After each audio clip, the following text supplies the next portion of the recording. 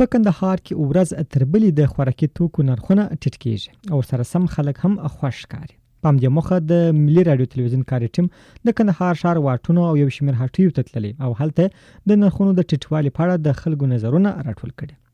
موده وړاندې د کندهار ترڅنګ په ټول هیواد کې د خوراکي توکو د نرخونو لوړېدو خلک اندېښمن کړي وو، خو د مسؤلینو د دوامدار هڅو په نتیجه کې د هیواد د نور ولایتونو ترڅنګ په کندهار کې هم یو شمېر خوراکي توکي ارزانه شوي دي.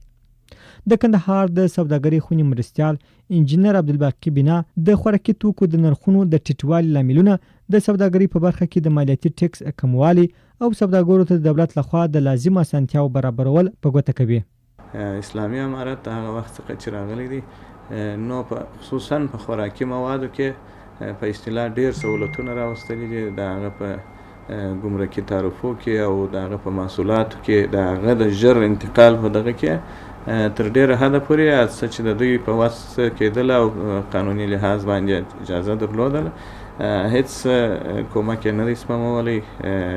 موږ او تاسو ټول باید مننه ځینې وکړو. په ورته وخت کې د کندهار ښاروالي ویاند سیف الله عاصم وایي د سوداګرو همکاري د نرخونو په کنټرول کې د دوی د ادارې زیاتې هلې ځلې او د اړوند مسؤلینو پراخ ملاتړ د خوراکي توکو د نرخونو پر ټیټوالي مثبت اغیز کړی. دا چې په نرخونو کې د پام وړ کموالی راغلی دی